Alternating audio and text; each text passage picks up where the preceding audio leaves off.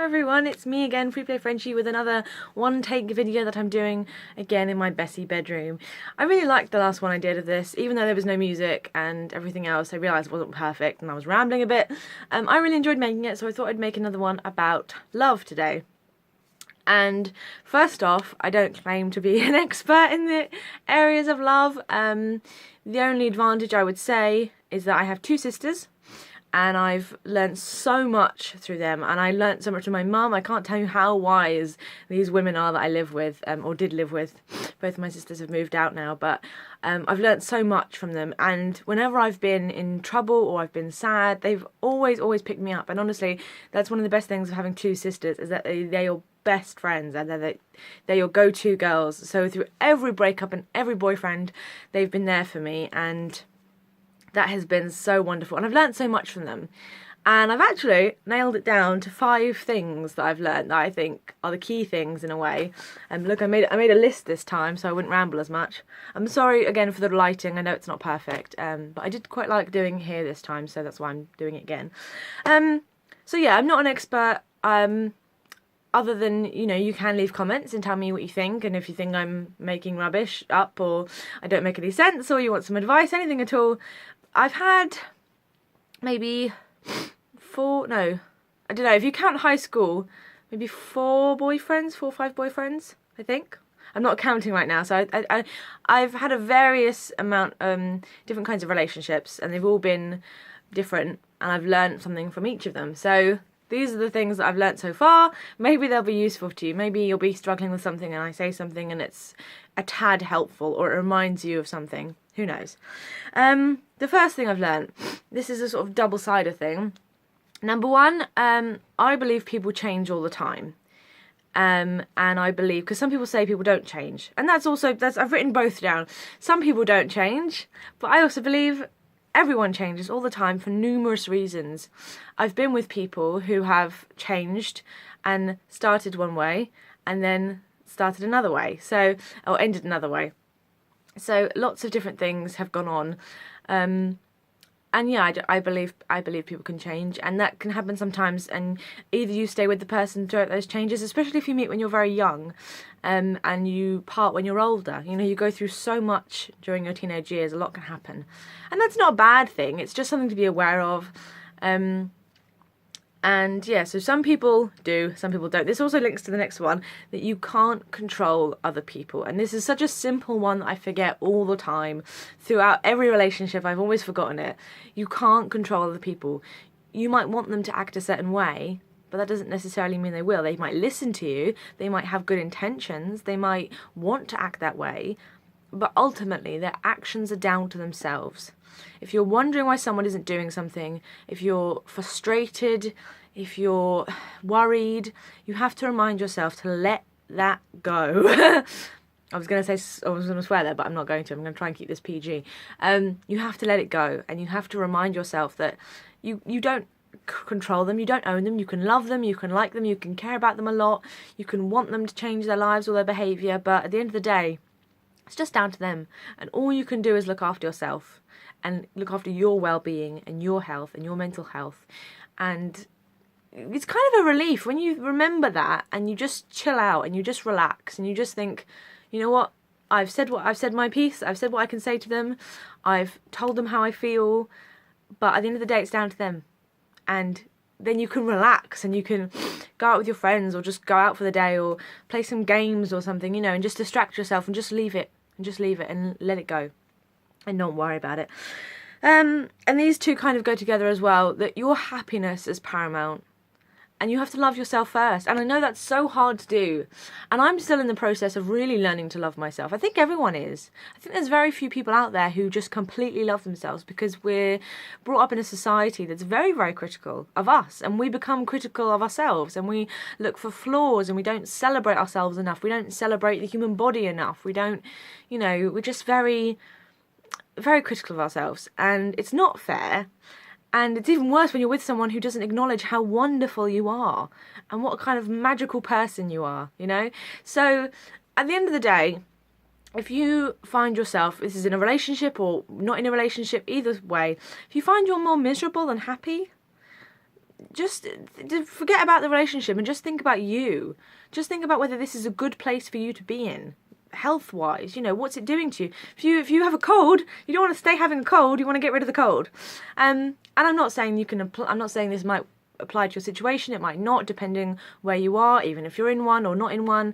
It's just little things to remember, to remind yourself with, that your happiness is key. You're on this earth to be happy. Life is supposed to be enjoyable. You're not supposed to spend your time with people who make you miserable and worried or anxious or upset, you know, or I think at some point or another we all meet someone in our lives who is manipulative.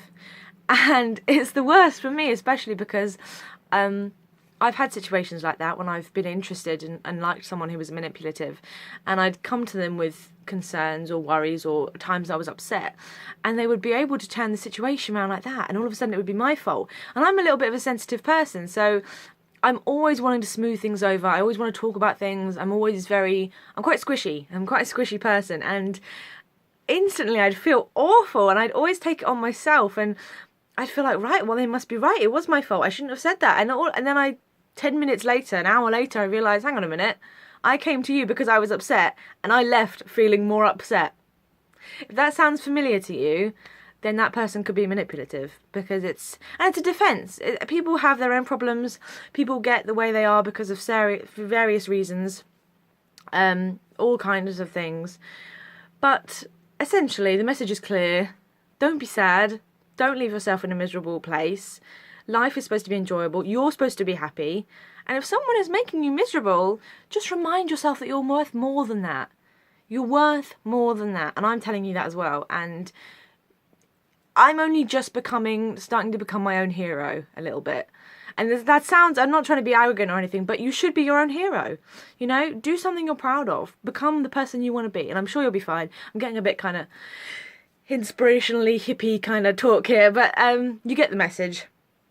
And the last one is something I got in a letter, a very short message that I got in a letter from a friend of mine, a very dear friend away, who passed away some weeks ago. I was really upset, but she gave me a letter before she died, and in it was some advice and answers to some questions. And when I was talking to her a little bit about relationships, she said essentially, in so many words, I'm paraphrasing here, but that it comes down to respect. And you have to ask yourself, does the person you're with, or anyone in your life, respect you the way you want to be respected? Even if, say, you've broken up and you're now friends, or you're struggling to be friends, but they're not being very nice to you, is that how you let your friends treat you? That's always a good one to learn. I learnt that in a relationship. I think my first relationship, I think it was, when I was about 16. You have to, after we broke up, it didn't go well, and obviously I was still hanging on really badly because it was very intense for me and it was my first serious relationship. But one of my sisters said to me, you know, they're not treating you like a friend would, like a friend who genuinely cares about you. So I'm all for staying friends after you break up with someone, because I'm a very, I don't know, friendly kind of person. I don't like awkward situations, and I like everyone being nice to each other, kind of a thing, I suppose. But yeah, it comes down to respect. And if they're not respecting you, and if they're not treating you like your own friends would, at least, then that's a problem, I would say. Because that's what you deserve. You deserve that at the very least. You know, if you spend an evening making a meal for someone, and they told you they'd be there, and then they come home late without telling you that they were going to be late, that's not being respectful, is it? Because you know someone's put a lot of time into this meal they made you, and you didn't even tell them you were going to be late, that kind of thing. Or, I mean, I could get into the specifics of, like, texting and messaging and all the rest of it, and replying to messages and, you know, all that kind of stuff. That's a different video. But, yeah, just remember those things. So, people change all the time, and you can't help that. But people also don't change. To a certain degree. Some people you can be with for ages and ages and ages, you want them to be a certain way, and they won't. But also they do change, as some people do, and you can't control that either. You can't control other people. You have to just focus on you. This is a good one to remember, and let go, because it just is. You just gotta let it go. Just focus on you and your happiness. your happiness is paramount and you need to love yourself first, which will take years to probably master, as I am trying to. Don't put yourself down as much as you probably are, like everyone out there, like I do sometimes. You have to really become your own hero, and it's hard. Maybe I'll do a video on self-love or something, but yeah. And finally then it comes down to respect. The very, very, very basics of, you know, these things. It comes down to respect and what you deserve. And you might be with someone, as I was, and you think, I'm never going to get better than this. This is a really good relationship. There's no one out there who's going to be as good as this, who's going to tick this many boxes. Oh, but there is this problem and this problem and this problem and this problem. Don't stay with them just because of that. Don't feel that way. You know, if you want to, you deserve only the best. You deserve only the best. And I'm telling you that. And that is the truth. So I'm going to lift my camera off here. Oh, last time I covered the microphone, and that was very silly of me. So that's my second video. I'm really enjoying making these. Maybe I'll make another one on self-love if I can. I apologise for the lighting. I know it's not great, but then you don't get to see my messy room, which is really messy. So have a good day, guys. Be cool, be kind, and I'll see you in the next episode.